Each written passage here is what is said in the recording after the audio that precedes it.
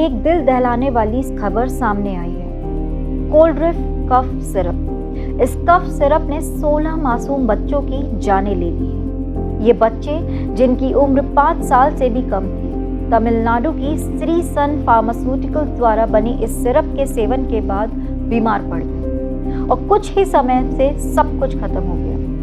जांच में सामने आया कि इस सिरप में एक बैच में पाया गया डाइथिलीन ग्लाइकॉल और वो भी 48.6% की मात्रा में। सोचिए, मात्रा अनुमत सीमा 0.1% से करीब 480 गुना ज्यादा है। इतना जहरीला कि बच्चे की किडनी कुछ ही घंटों में फेल हो जाए। अब सवाल ये उठता है कि डाइथिलीन ग्लाइकॉल आखिर है क्या?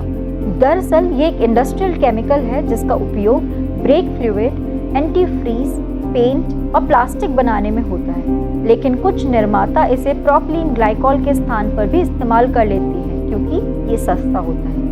यहीं से शुरू होती है मौत की कहानी। जब ये केमिकल शरीर में जाता है तो लिवर इसे ऑक्सैलिक एसिड में तोड़ देता है जो किडनी की नालियों में जम जाता है और परिणाम होता है एक्यूट किडनी फेलियर यानी कि मौत। लेकिन दोस्तों, ये पहली बार नहीं हुआ।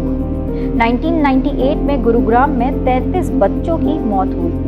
2020 में जम्मू कश्मीर के रामनगर में 17 बच्चों की जानें गई। 2022 में भारत में बने सिरप से गाम्बिया, उज्बेकिस्तान में 80 से ज्यादा बच्चों की मौत हुई थी। इतने हादसों के बाद भी हमारे सिस्टम में कुछ नहीं बदला और अब कोल्ड्रिफ ने इस इतिहास में एक और काला पन्ना जोड़ दिया। भारत में दावा नियमन का पूरा ढांचा ड्रग्स एंड कॉस्मेटिक्स एक्ट 1940 पर आधारित है।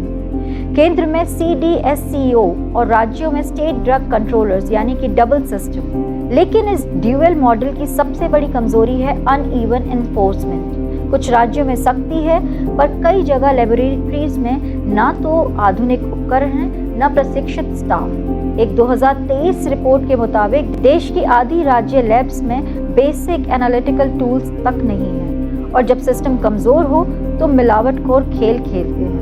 कच्चे माल की टेस्टिंग अधूरी, उपकरण साफ नहीं और झूठे लेबल लगाकर जहर को दवा बना दिया जाता है। अब सरकार ने एक सख्त एक्शन प्लान शुरू किया है। 31 दिसंबर 2025 से नए गुड मैन्युफैक्चरिंग प्रैक्टिसेस लागू होंगे। इनके तहत हर दवा कंपनी को quality risk management, supply chain traceability और हर सिरप के लिए DEG और EG टेस्टिंग जरूरी करनी होगी। लेकिन दोस्तों, सवाल अभी भी बाकी है, क्या सजा सिर्फ लाइसेंस कैंसिलेशन तक सीमित रहेगी या फिर उन लोगों पर भी केस चलेगा जिन्होंने इस नन्ही जिंदगियों से खेला?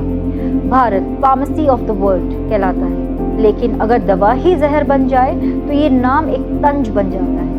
अब वक्त है कि भारत अपनी दवा प्रयोगशालाओं को आधुनिक बनाए, छोटे निर्माताओं को तकनीकी मदद दे और सबसे जरूरी, हर गलती की क्रिमिनल अकाउंटेबिलिटी तय करे। दवा का काम है जीवन बचाना, लेना नहीं, और ये जिम्मेदारी हम सबको सरकार से लेकर उद्योग तक याद रखनी होगी। जय हिंद, जय भारत।